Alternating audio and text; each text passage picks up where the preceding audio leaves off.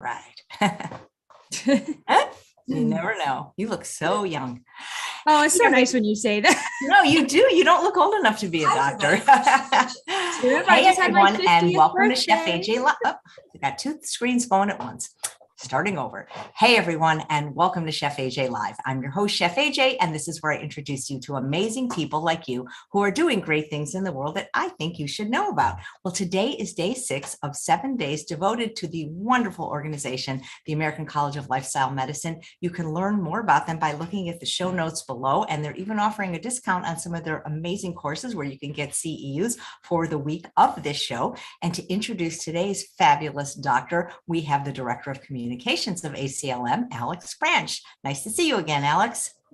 Hey, thank you. It's great to be back. Yes, I'm Director of Communications, so I handle all media relations and a lot of writing for ACLM. I've only been there a few months, so I'm still learning about the organization, and that's one reason why ACLM Week on Chef AJ has been so great, because I've been learning along with your audience from all these great speakers. So thank you again, Chef AJ. We appreciate it. Today's guest, I am very excited to introduce Dr. Meagan Grega, MD. She is the co-founder and chief medical officer of the SLUHN Foundation, a nonprofit dedicated to making the healthy choice the easy choice. The foundation provides school-based healthy lifestyle education and garden as a classroom programs. It supports access to nutrient-dense produce and prepared lifestyle medicine meals. It also engages participants in hands-on plant-based cooking classes in a community setting. An interesting fact about Dr. Grega: he spent several years as a medical officer in the U.S. Navy, attaining the rank of lieutenant commander. She's very involved at ACLM. She's a member of the Speakers Bureau and lectures frequently on the topics of lifestyle medicine at colleges, universities, and well beyond. She believes the benefits of regular exercise, adequate sleep, supported social connections, healthy food choices, and the art of balance are the keys to improving our children's future as well as our own. Welcome to the show, Dr. Grega. Thank you. Thank you very much. And Chef AJ, it's awesome to see you again. It's so awesome to see you. I really, like, before we were starting, I said, you look so young. And do you think that has to do with lifestyle medicine, that you practice what you preach? Oh, absolutely. And thank you so much for saying that. I just had my 50th birthday last year, and my daughter got married. So, kind of went through all of those milestones. And I think I really feel that I am healthier and have more energy now than I did when I was in my late 20s and 30s my early 30s, before I really kind of found out about lifestyle medicine, plant-based eating, like all that sort of stuff. So I appreciate that. And yeah, I think our daily habits are what end up making the big difference on how we age and how we feel. I agree, because if people say, oh, it's just genetic, but I see how other people in my family have aged, and they didn't age well because they didn't eat well, they didn't sleep well, and they didn't exercise, and they didn't manage stress. Yeah. And, they say people feel like genetics is destiny, but we know now that really it's the epigenetics. Now, that's not saying that genetics don't play a role at all. Of course, they do a little bit, what you get started with, but what your lifestyle choices are really affects your epigenetics. And we're learning that. I think Dr. David Katz says it. It's DNA is not destiny, dinner is. And I like that. I think that's a good way to think about it. We can change the way our genes are expressed by what we choose to do every day. I love that. Your DNA is not your destiny. Your dinner is. That is so good. Well, and Dr. Baxter Montgomery says it's not so much the genes that are that are passed on, but the bad recipes. Yeah, well, there's that too. The unhealthy recipes. Nice. Well, I know you prepared some slides for us today, and I love slides because when I have something to look at, I pay more attention. It's the weirdest thing. But when I just have to listen, I can kind of wander. But when I can look and listen, it's like going to school, which I love. I'm a lifelong learner.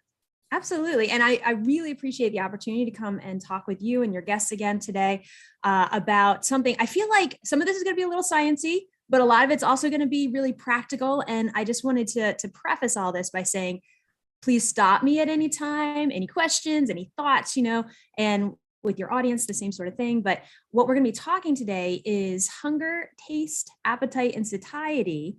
And it's really kind of like an owner's manual to your body, like not your whole body, but wouldn't it be great if we had a better idea? Why do we choose the things that we choose to eat? And more importantly, what can we do to change that so that we can really kind of learn to love the food that is going to be the healthiest for us and the most life promoting. So some of the stuff that I put in the slides today comes from a chapter that I recently edited with Dr. David Katz, Dr. Kofi Essel. I believe you know both of those. Yes, he's been on the show. Wonderful, both wonderful doctors. They're awesome. And so there's a new nutrition and clinical practice textbook that just recently came out. So some of this is from my chapter that I edited there, but also some other amazing people in the field that I've kind of pooled resources from, like Jeff Novick. I know that's somebody that you've talked about quite a bit, and just lots of other different people, because I feel like our society and our environment has now been set up to really override our satiety signals. So our bodies are set up with things to help us know when we're hungry, what we should eat, what would be the healthiest thing for us. And what has happened is we've been so successful at creating lots and lots of food that we've processed a lot of the fiber and nutrition out of, that now we live in an environment that makes it really easy to override the signals our bodies are trying to say. So let me pull up my slides. Yeah, and the book that you mentioned that you edited the chapter of, is this a book that's available to lay people, or is it just for clinicians? It is. It is available to lay people. Now, I think it is kind of slanted towards clinical practice because it's a textbook of clinical nutrition, but it is absolutely available to lay people. It is available to anybody. I know they have it on Amazon as an option, for example. So, and there is a ton of good information in that book. I contributed to one chapter. Please tell me the name again, because I'd like to put a link to it. Absolutely. Let me just for a moment, so I make sure I say it the right way. Look at my screen here, which is, okay, it's Nutrition in Clinical Practice, 4th edition, and the wonderful Dr. David Katz is the lead author, and Kofi Essel, Dr. Kofi Essel is another one of the main editors of it, and I think that would probably be enough to find it. I'm going to search for it. Thank you. Oh, absolutely. Okay, so now let's make sure that, oops, wait, I messed up our sharing here, so here we go. All right, so let me know, Chef AJ, can you see my screen? I can. Hunger, taste, appetite, and satiety. Why do we eat what we do? And can we change it? You got it. Okay, so let's talk a little bit about how animals eat. And it's been said that animals, they like eat to live. It's more that they're saying, okay, I'm hungry. Their bodies are designed, or I should say, just kind of know what type of food would be the appropriate food for them to eat. You know, you can see the goats up there eating their hay, and, you know, elephants are kind of drawn to the food that would be best for elephants. And then when they're full, they stop eating. You know, you don't see that they're eating now. I would not necessarily say our pets in America, because we feed them all sorts of things that maybe they might not choose on their own if they had to feed themselves. But in general, animals in the wild, they eat to live, and then they go on and do the rest of their stuff. But for us as humans, unfortunately, a lot of times it's like, you might think that we live to eat, right? We eat for lots of reasons that are more than hunger. And you can see all these pictures here. There's a lot of emotional reasons, social reasons. Obviously, we've been able to make some really deliciously tasting, but not that healthy food for us. So there's lots of different reasons that we eat that is more than just satisfying the needs of our body's hunger or our body's need for energy. So if you look at, like, why do we eat? Hunger is a big one. You know, that makes sense. That's important physiologically, but also things like habit. You know, hey, it's lunchtime, and so I'm going to eat. Or it's the middle of the day, middle of the afternoon. There's other people around me eating, so I'm going to eat.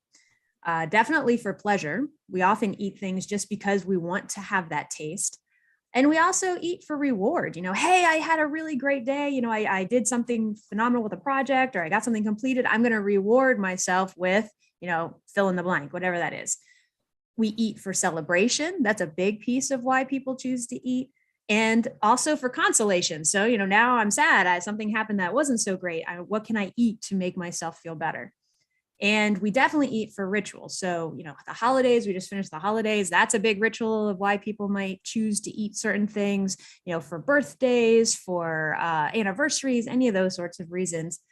And then social expectation. You know, how many times have you been in a situation where everybody around you is eating something, like somebody brings in a treat because it's a birthday in the office or something, and it's kind of just expected that you are going to participate in eating whatever it is that's around. We definitely eat for curiosity. I have a friend of mine who every time we go out to a restaurant, he wants to try something on the menu that he has never eaten before. So curiosity is definitely one. And so is boredom. So with the pandemic, I think a lot of us have been stuck inside, and eating just because we're bored is a reason. And along with that goes with mindlessness. It's just because it's there. You're sitting watching TV or a movie, you got a bag of chips or something. Before you know it, it's all gone. It wasn't because you were hungry for a full bag of chips. It was because it was there and you were kind of mindlessly eating. So with all of these reasons, how can we sort of like lasso or put a box around or try to make a plan for how can we actually change our relationship with what we eat so that it really nourishes us, gives us the health that we want, and that we're not eating things for mindless reasons or for other reasons that have nothing to do with nourishing our body. So this is what happens. This is a little bit of the sciencey part. So if you're hungry, how do you know you're hungry? Well, there's this thing called the gut-brain axis in our bodies. And really the brain is trying to seek balance in energy. So when your body is sending signals and saying, hey, there's this interplay of signals between the brain, the gut, and the adipose tissue, that's your fat cells, that lets you know like, whoa, I'm running low on energy. I think I need some more energy here. And there's all these different things that go back and forth. So in your brain, you have the hypothalamus, and that's the main regulator of your appetite. Part of it is for satiety, to tell you, hey, I'm full, I'm good, you can stop. The other part, the lateral part, is more about hunger, saying, hey, I'm hungry, I need some food here. But it's not that simple. It's not like an on and off switch, because we also have our limbic system, which is our emotions. And our emotions really tie into when we want to eat, what we want to eat.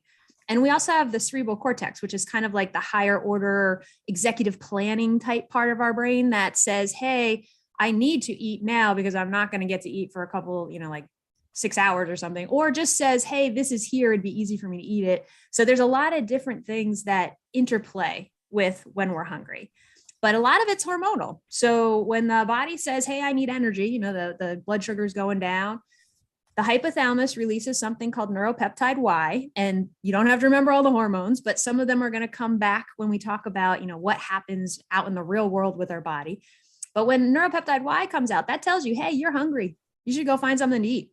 And the stomach actually produces ghrelin. Ghrelin is one of these other hormones that stimulates appetite. So if you got a lot of ghrelin running around your body, that makes you feel hungry. So remember ghrelin, because we're going to talk about that later with some of our other studies that we're going to look at.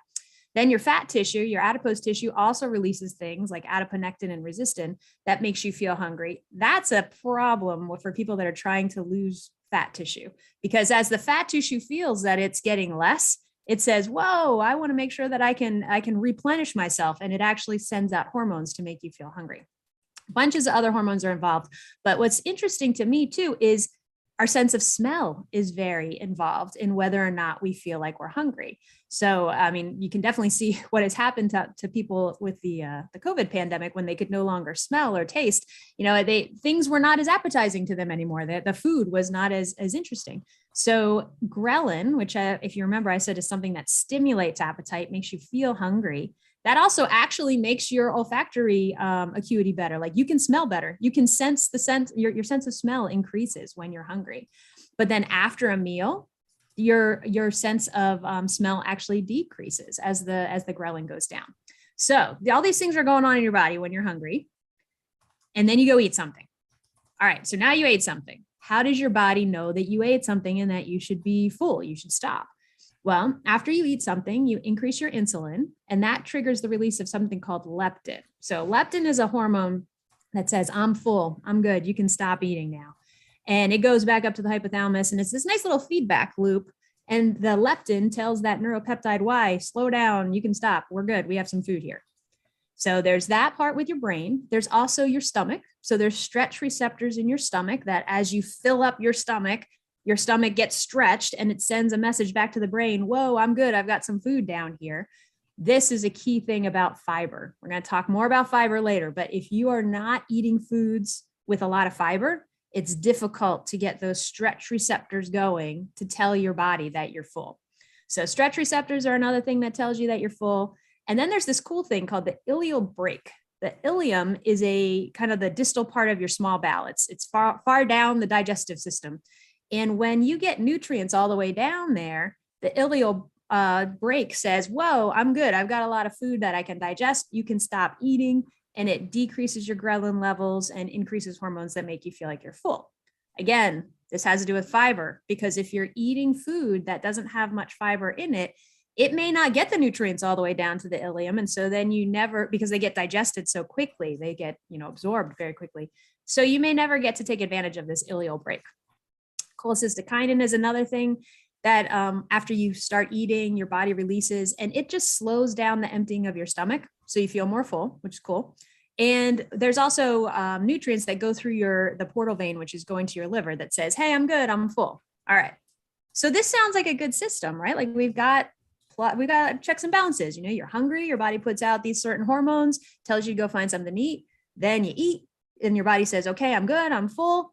Like this should be fine. We should not have overweight or obesity, because our body is set up to be able to very finely understand how many calories it needs, or how much energy, I should say, to function.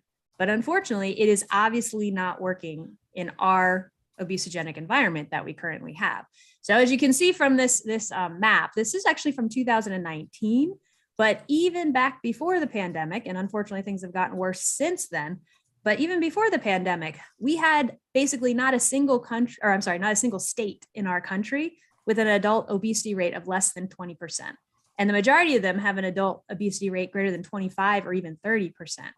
So like I said, we have a great system in our bodies to try to figure out how much to eat as far as energy in and energy out. But with the environment that we've created, these signals are not working for us. We've managed to actually kind of override our satiety signals.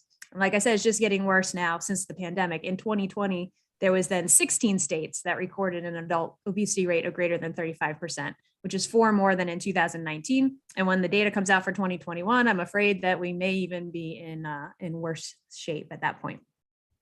So what happened, right? Like for the majority of human existence on the planet, we haven't had the issue of so many people eating more energy than they are able to burn off.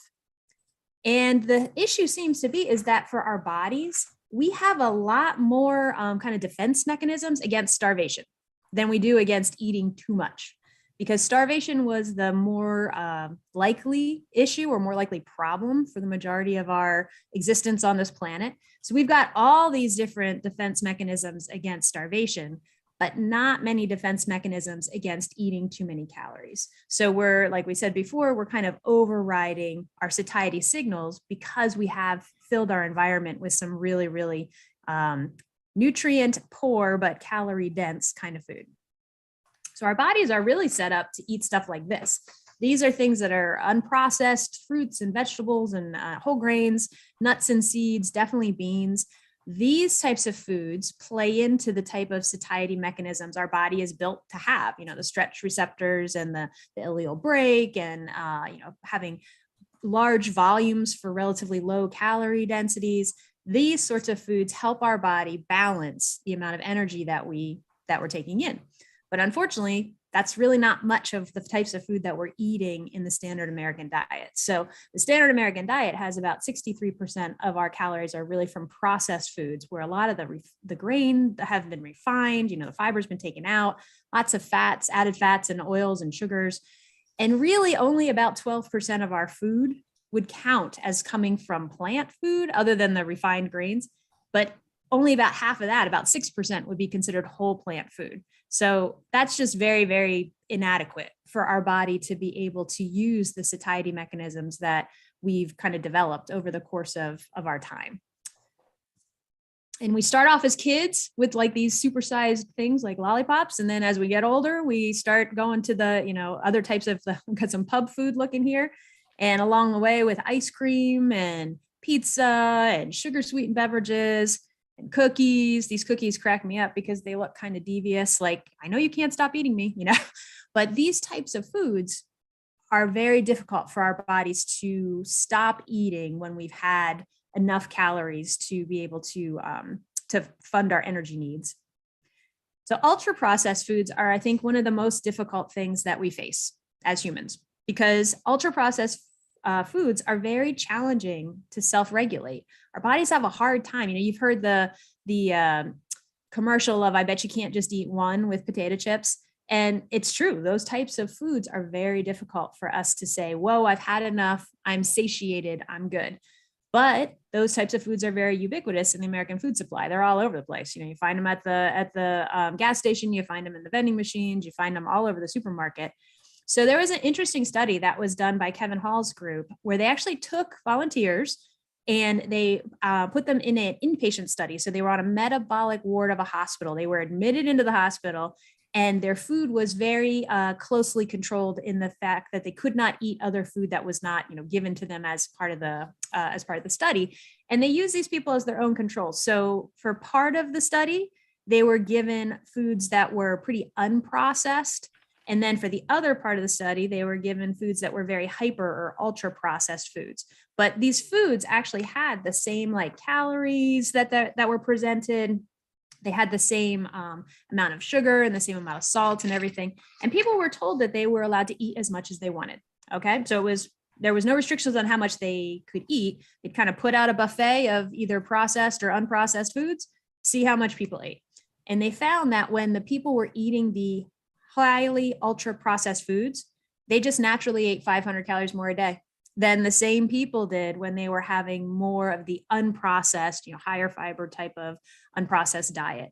So it goes to show, even for the same people were having a hard time feeling like their bodies were full when they were eating the ultra processed foods versus the unprocessed.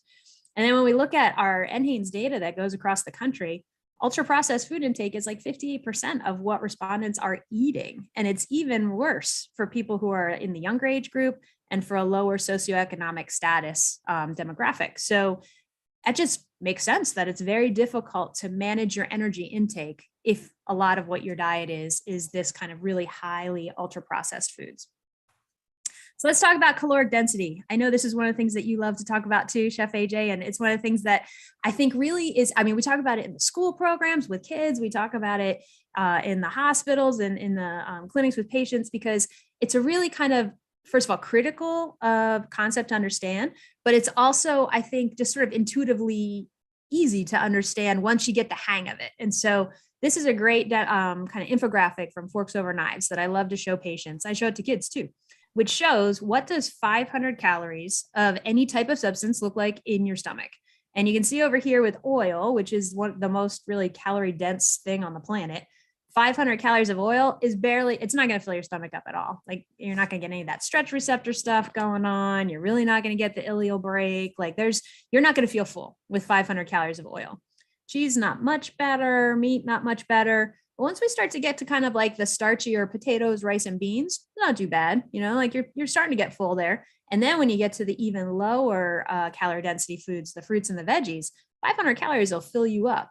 And that makes sense if you think about, okay, I'm going to try to get myself the nutrition that I need, all the vitamins and minerals and nutrients and everything, but not too many calories. The more you can go towards the fruits and the veggies and then some of the potatoes, rice, and beans, you're still going to feel full. And that's one of the hardest things with, I think, people who are trying to lose weight or diet. And I hate the word diet because that makes it sound like you're not going to, you're just doing it for a little while and then you're going to stop. And I feel like it's really more important to have an eating pattern that can keep you healthy all the time.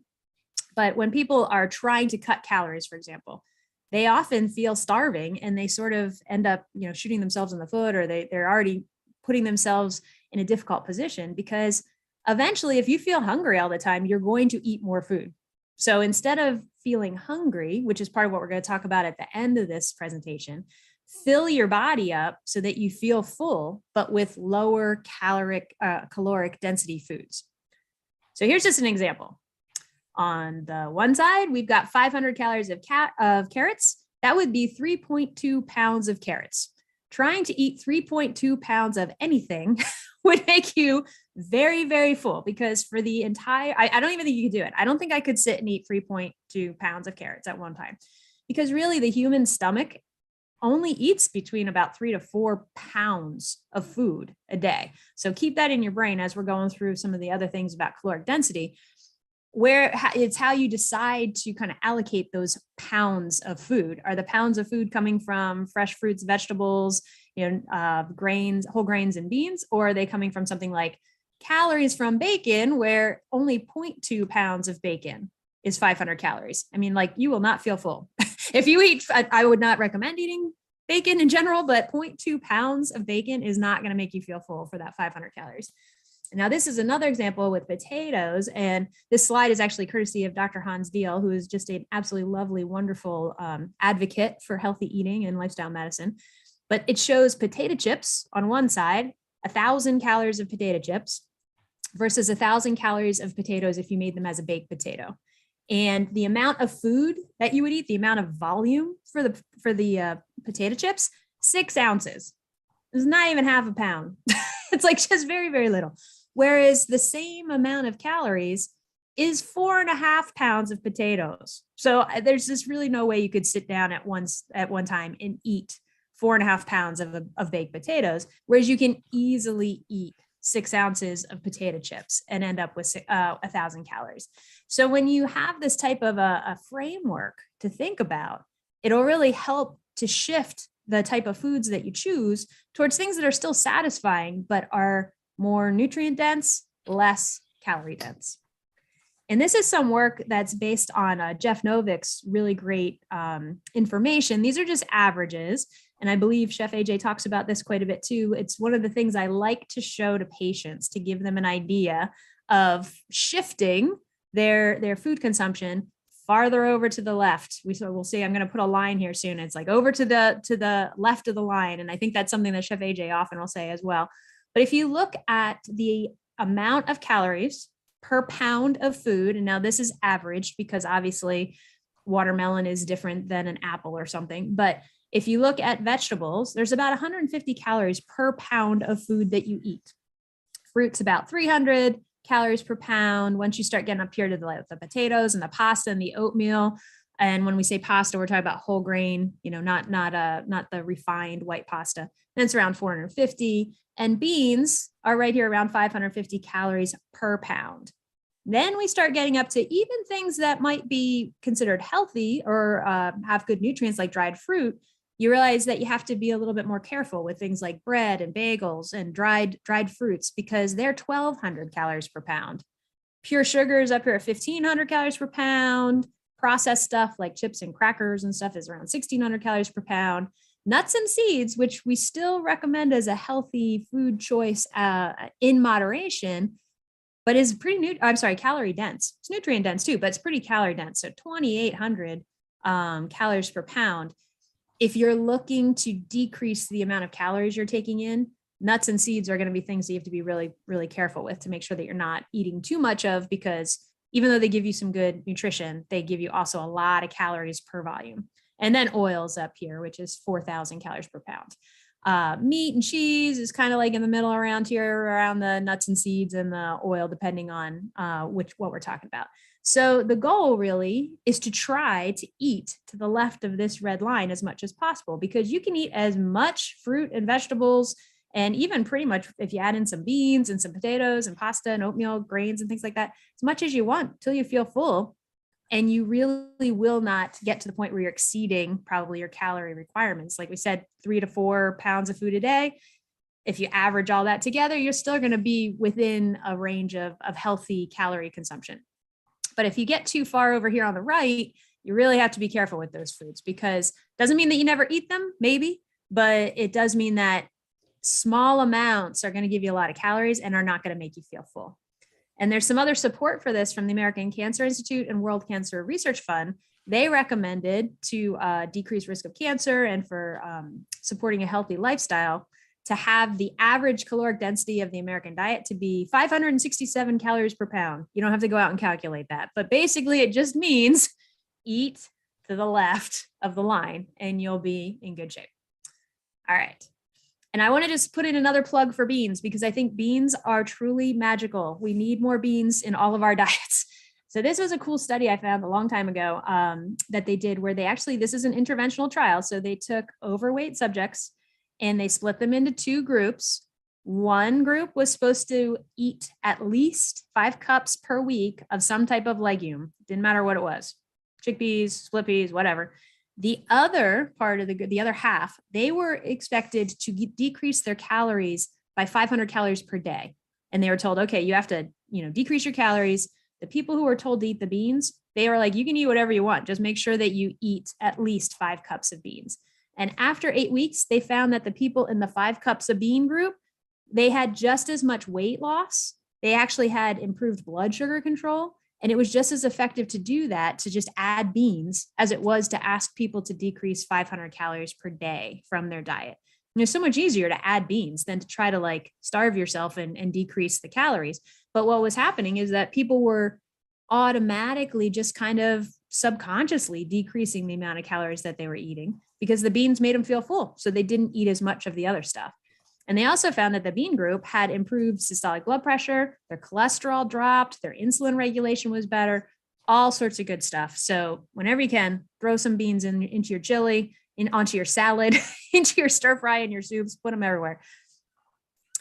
And the second meal effect is another thing that I'd like you guys to think about. And when you're trying to decide how to feel full and satisfied throughout the day. So this was also done with beans, but it doesn't really matter as much that it's beans versus something that's high in fiber. And what this was a small study, but they took normal weight adults, and some nights they gave them a dinner that had brown beans as part of it. And some nights they gave them a dinner that had a white wheat bread that was more processed as part of it, though each of the servings had the same amount of carbohydrates, of starches. And they looked then in the morning and said, okay, if you had beans the night before, how are you in the morning before breakfast versus if you had the white wheat bread the night before? And they found that when the participants were eating the beans in the morning, they had decreased ghrelin, which, remember, that makes you feel hungry. So they had decreased of the hunger marker, or the hunger hormone. Their blood sugar was lower. Their insulin was lower, and their inflammatory markers were lower after eating the bean meal. And remember, we've talked, I think, before about how chronic inflammation is the enemy. So anytime that we can kind of get inflammatory markers down is a good thing. The bean meal also resulted in increased satiety hormones. So by eating the beans, the beans at dinner, they felt more satisfied, less hungry at breakfast. People have demonstrated similar things with what you eat at breakfast and how much you eat at lunch. So this is not just a nighttime to breakfast phenomenon. This is what you eat at one meal is going to affect how hungry you are at the next meal, whatever time of day that might be. So I would say all of these things that we're talking about comes back to this concept, is that fiber is your friend. The more fiber that you can eat with your diet, not necessarily fiber that you add to a drink or something, but like fiber with real food, the easier it is to feel full and satisfied and maintain a healthy weight. So fiber, when we talk about fiber, a lot of people are not so sure, like, where does fiber come from? Like, they think there might be fiber in cheese or there might be fiber in meat, but fiber really only comes from plants. So I when I go and teach the kids in elementary school, I say, you know how animals and humans, like, we have bones that are holding us up. That's what keeps us in a structure, that we can walk and move around.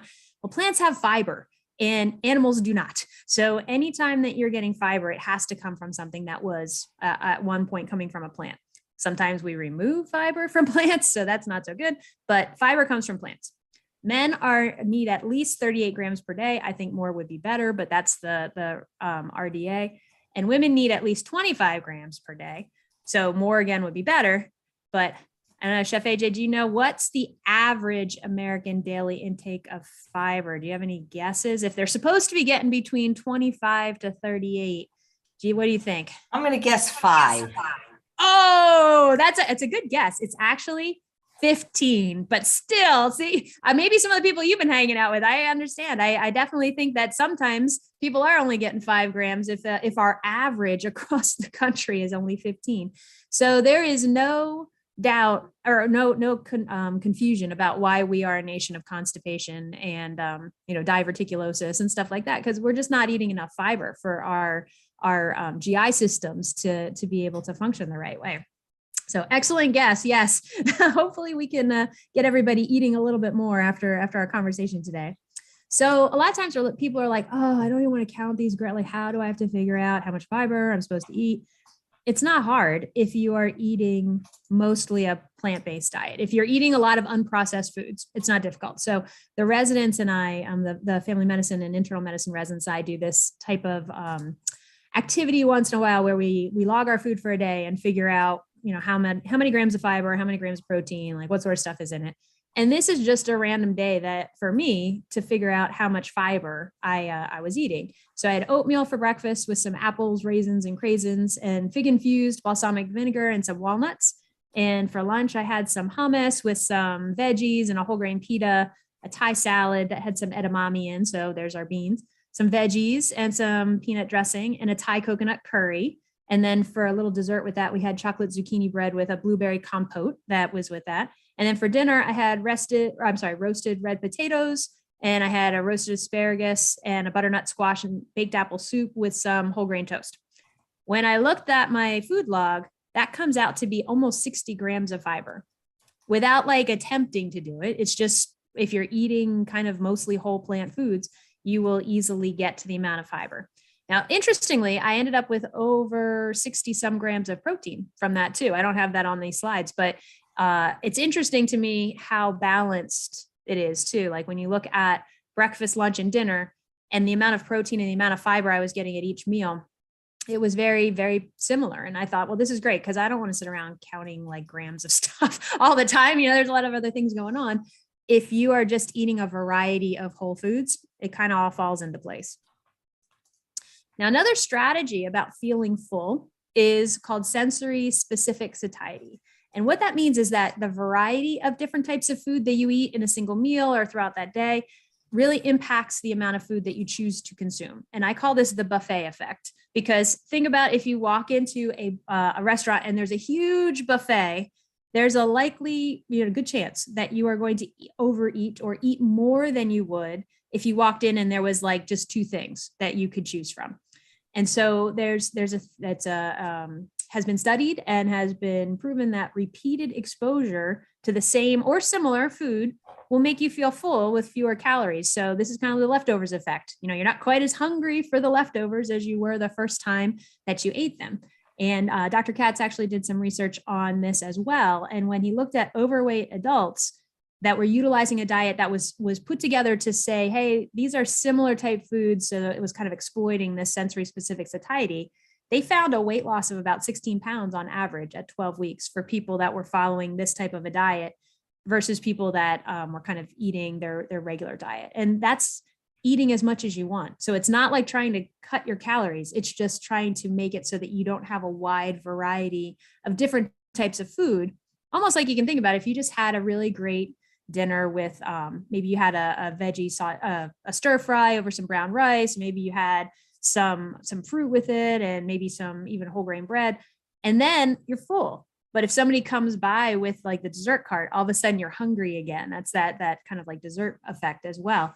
It's because it's a different type of food. Whereas if somebody came back and said, here, you could have more of the food that you were just eating, you might say, no, I'm pretty full, I'm good. So we can use this as a tool to feel satisfied and not be eating as many calories.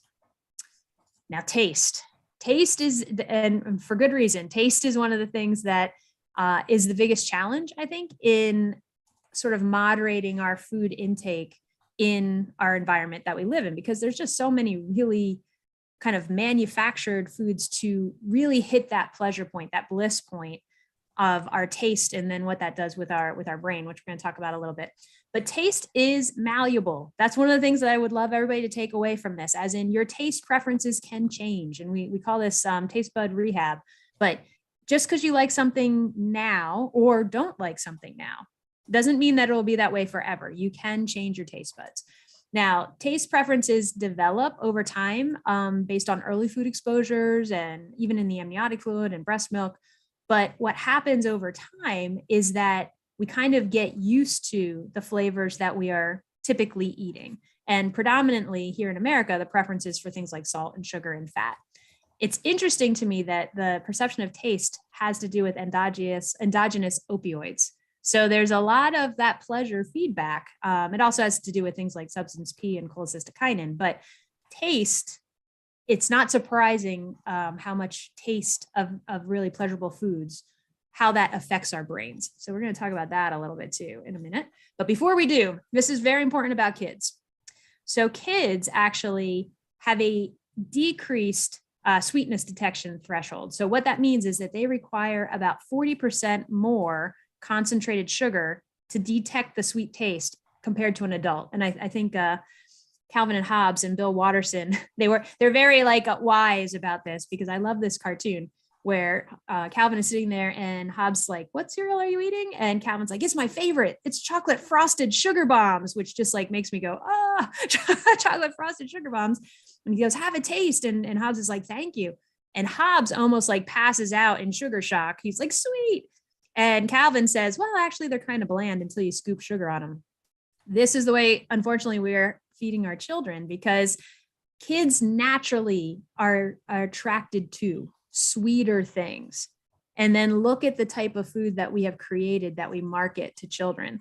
But unfortunately, that's setting them up for that as their default kind of threshold as they get older of what their taste buds are expecting from sugar. So I would caution all of us to, as we're feeding our kids, as we're making choices with our kids, to not allow, we know that they're already going to prefer sweeter things. That's just part of their physiology. But to not make that a regular part of their diet, because then they're going to get used to that and continue to crave that. Okay.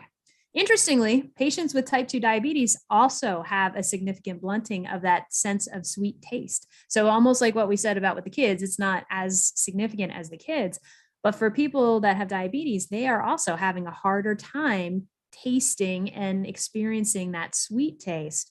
However, for all of us, our taste preferences can change through taste bud rehab. And what that is basically resetting your threshold for a taste of things like sugar, salt, fat, stuff like that. And I think this one study is very interesting, where they took people and they put them on a low fat diet, which for them was only less than 20% of calories from fat. So it wasn't like a low fat diet, but it was still significantly lower than the standard American diet. And they did that for 8 weeks. And then they could tell that they had significantly increased the subject's sensitivity to the taste of fat.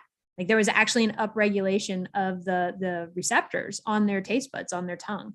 So you can definitely see it with salt too. For anybody who's ever like really gotten salt out of their diet and they're not adding extra salt, they're not eating a lot of processed foods, and you do that for a couple of weeks. And then if you would eat like a pizza or a chips, you're like, whoa, that is so salty, because you have kind of reset your taste buds. So it takes, for some people, it can take up to 3 months. For others, it's less than that, and there's not great studies on humans about how exactly long does it take to change your taste buds, but definitely within that 10 to 12 week period, you can significantly change your taste preferences by changing what you eat. Let's talk a little bit about craving, because I think this is another thing that is very challenging for all of us. We have those favorite foods, those things that hit the dopamine buttons and cause us to crave them.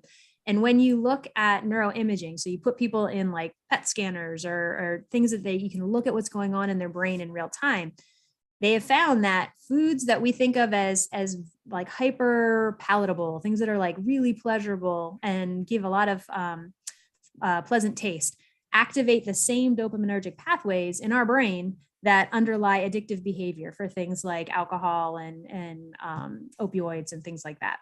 And what's really important is it's not just the taste, it's also visual cues and the way things smell and the emotional context of where that food is, and all of those things impact our brain's kind of reaction and the forming of craving. So now we can't change our physiology. That's the way our physiology is, but we can set up our environment to not kick off that type of craving as much. So if we talk about that a little bit, another piece of it too is, if for people, this I think is the double whammy, which is frustrating, but unfortunately, if at least knowledge is power, and we can then know what to try to do as far as changing the cues. When they did functional MRI of people who were already obese, they found that in that reward pathway in their brain, they actually had increased activation when they saw those like hyper palatable food cues. So like they saw this picture here on the slide, or they saw a picture of a chocolate milkshake or a sundae or something like that, ice cream sundae. They had increased activation of that reward pathway in their brain when they saw it.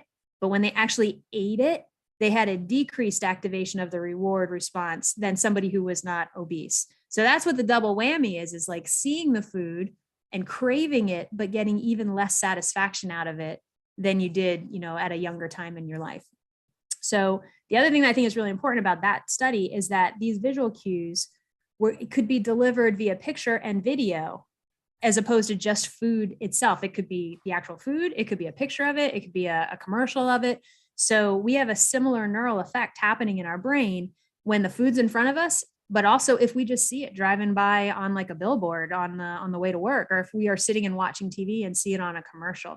So this has to do with setting up our environment to kind of remove those types of visual or olfactory, the smelling type of cues for foods that we're trying to avoid, because it's gonna kick right into that dopamine pathway.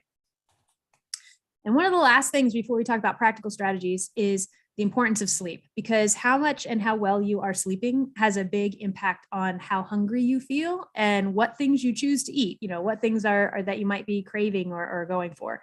So sleep deprivation increases your sympathetic mediators, which are your fight or flight hormones that kind of get you all, kind of jazzed up.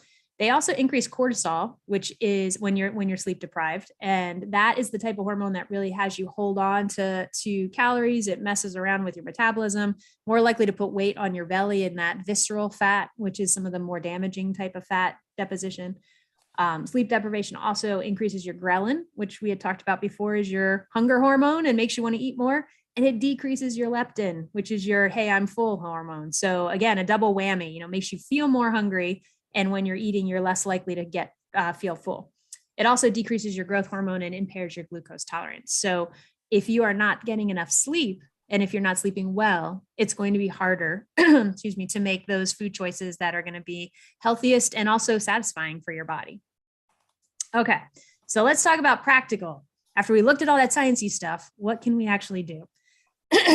So first of all, and I think this is the kind of the bedrock of it, is eat foods that are high in nutrient density, but low in caloric density. To the left of that line, more of the fruits and the vegetables and the whole grains and the beans, more unprocessed.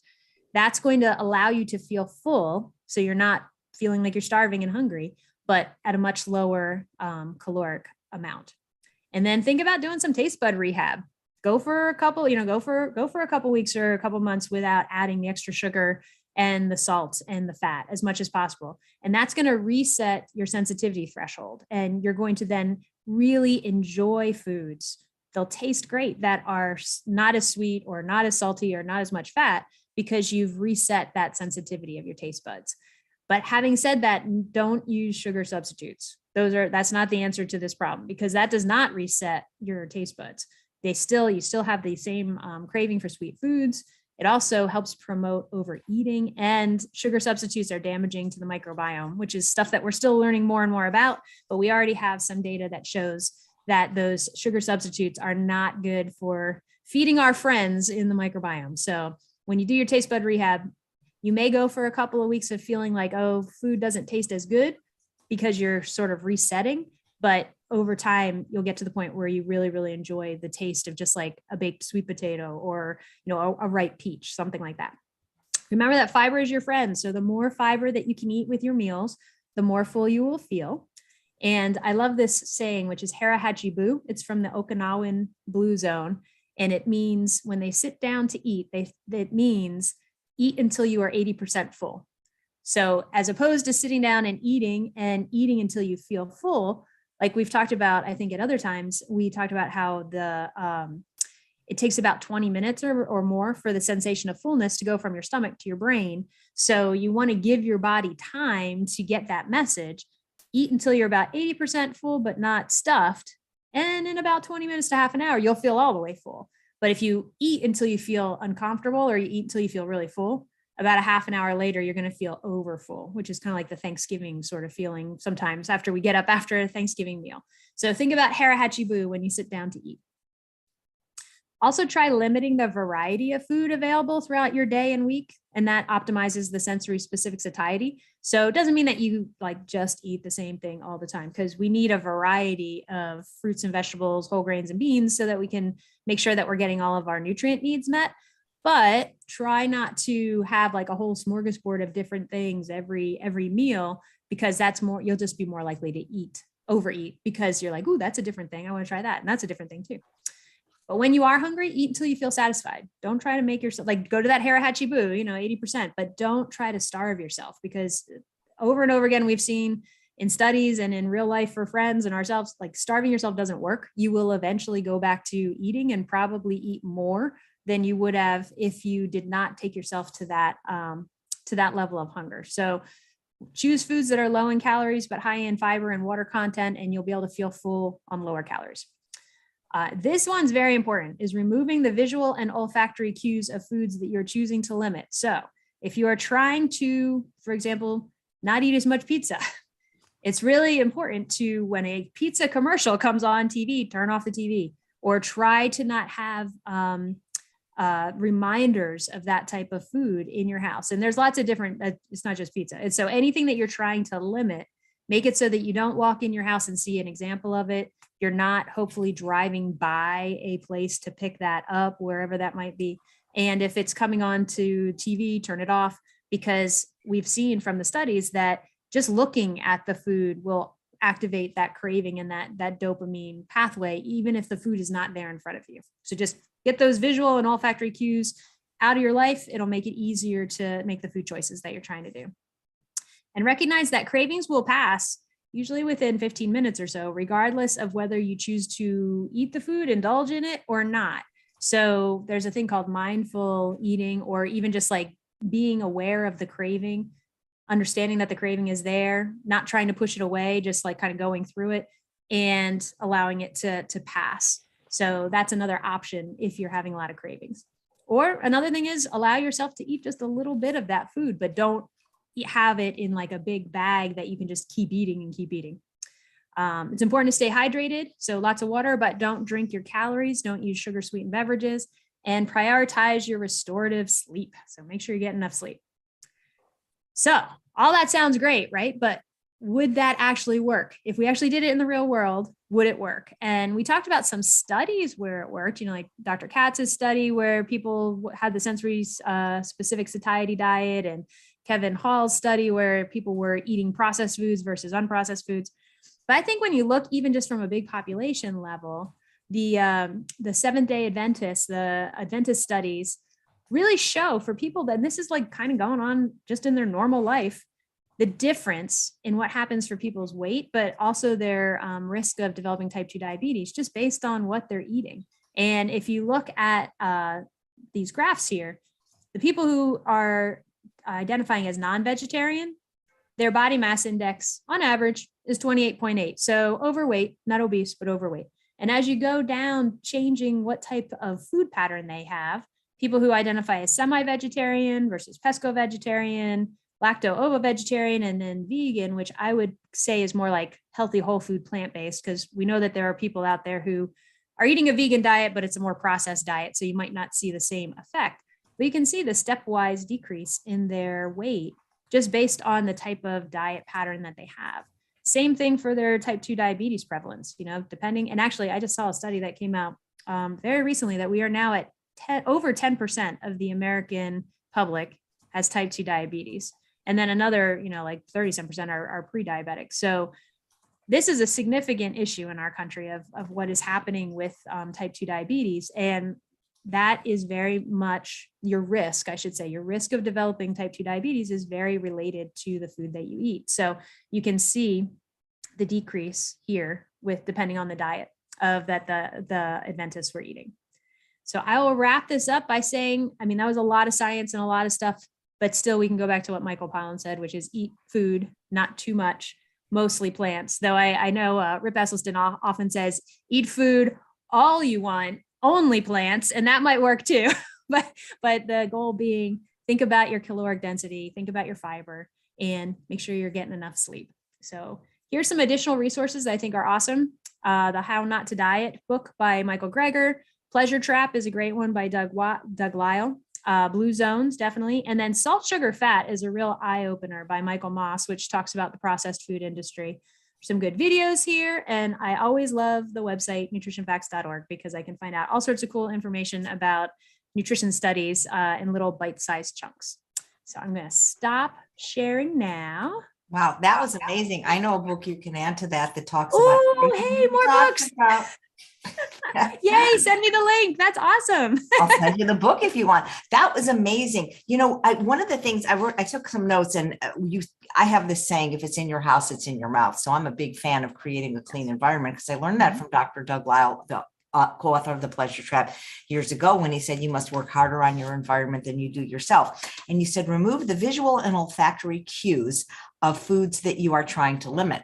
And I had a client that it wasn't the smell or the sight, but it was the sound. And her husband would eat granola every night or chips, and she couldn't smell them, and he would hide them from her. But the sound of hearing him crunch just caused her to have cravings. Absolutely. Yeah. And that is one of the biggest challenges, I think, for all of us.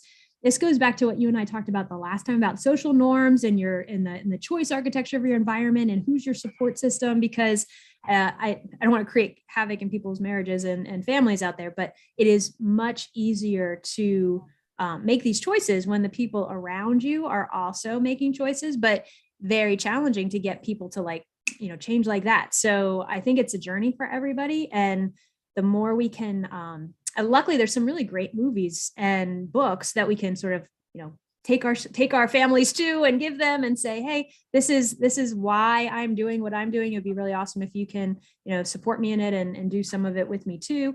But it's also just getting people to try it, like people in your family, and say, not forever, just try it for 4 weeks. See how you feel for a week. You can do anything for 4 weeks. Or Dr. Ted Barnett has a 15-day jumpstart, and he's like, you can do anything for 15 days. So just That's people, true. you just feel better. People do things for Lent, and Lent is 40 days.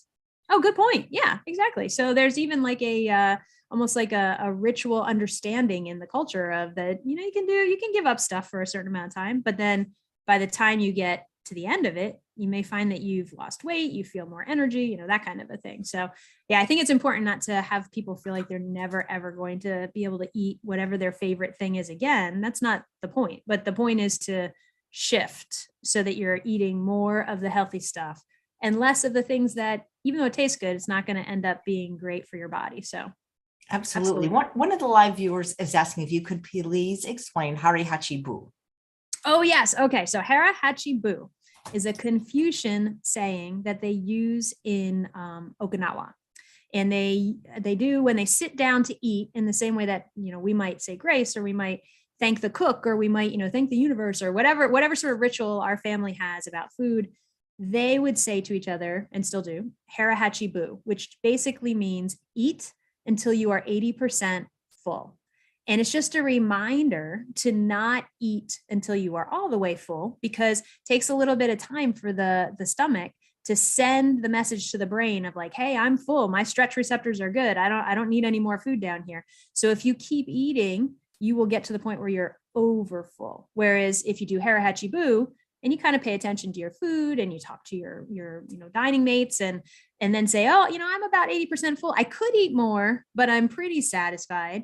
Stop there. And then in about 20 minutes or so, you'll probably be completely full. One of the things that I tell patients when they're on this journey is, if they're not sure and they're like, oh, I don't know, but then I might be hungry later, say, no, it's okay. Wait till you get to your 80% full, stop eating, take the food back to the kitchen, maybe do some dishes and whatnot. But if you're still hungry in 20 minutes, go ahead and eat some more. But that way they're not thinking like, oh, I got to eat now because I'm going to be hungry later. No, you can eat again later. But most times, by that time that 20 minutes is done and you've done the dishes and everything, you're not hungry. Absolutely. How did they get to that number 567? They averaged all sorts of different things based, I believe, on diets that had to do with, because it had to do with cancer prevention. So, I would have to look up how did they come up with 567, but it had to do with that the healthiest foods were the fruits, the vegetables, and the whole grains and the beans, and that they decreased your risk of disease the most and the least. And they also decreased your risk of being overweight or obese. That's a good question. It's so easy to remember the left of the red line. That's how I came up with it, because it's those foods that are all of a caloric density of that. So it was pretty easy. Yeah. So thank you for coming up with that idea, because it's one of the things I use to teach with. And also I'm, so forever in in debt to Jeff Novick for doing the work that looked at that, because when you think of calories, it's hard for people sometimes to think of like how many calories is in that.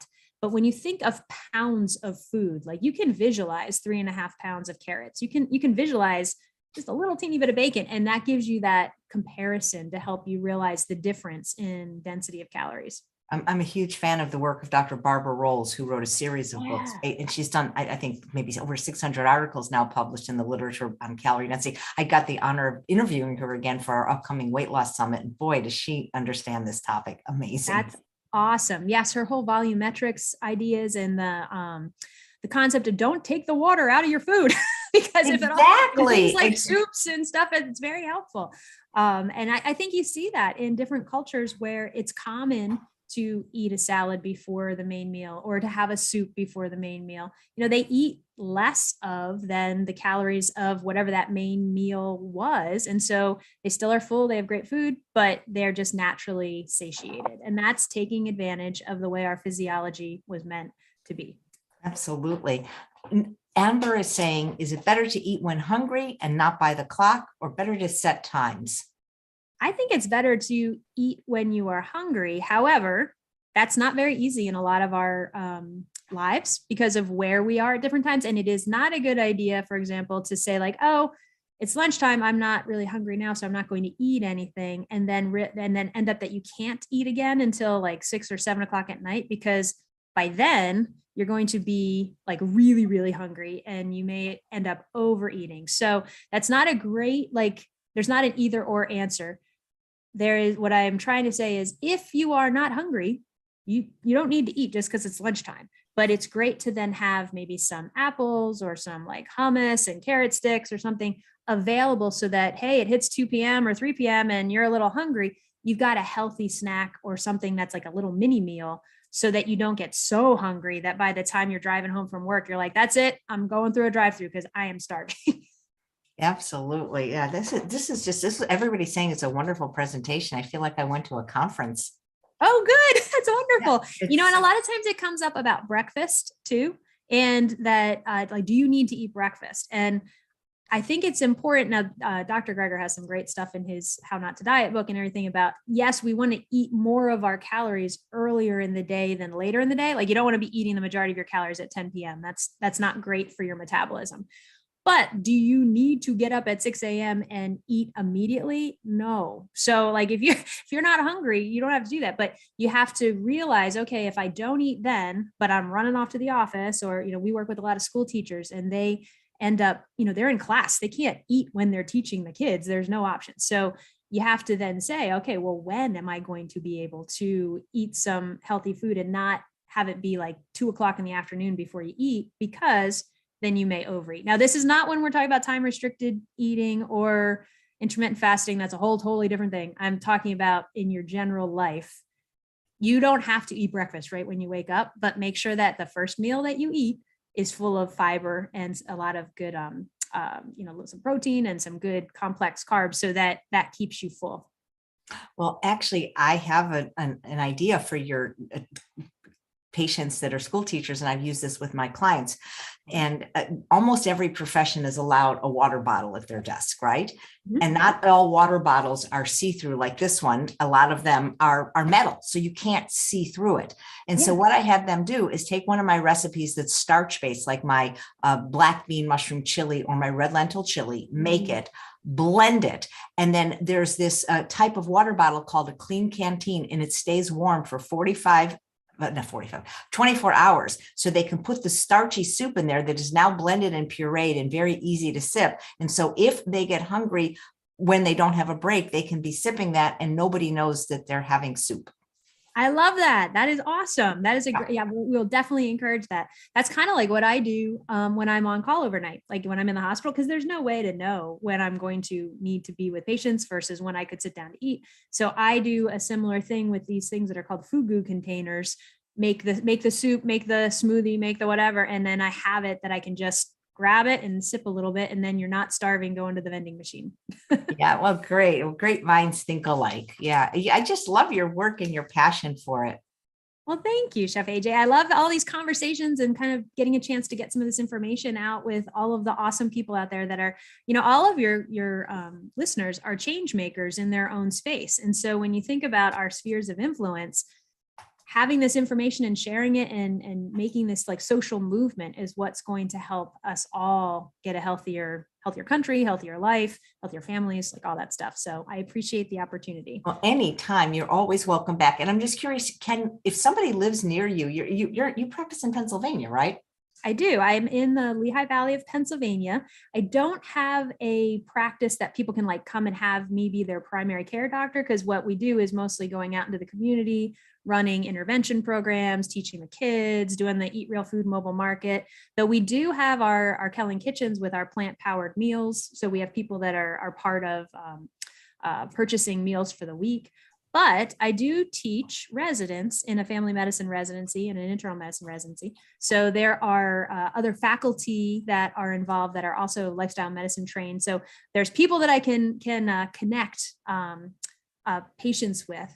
But when I say the type of work that I do, I actually am a hospitalist, and I work usually overnight because then I can do the stuff that I do with Kellen Foundation during the day. So it's like I balance the traditional medicine with the kind of more lifestyle medicine that way. That's terrific. And do you have a presence at all on social media if people want to follow you somewhere?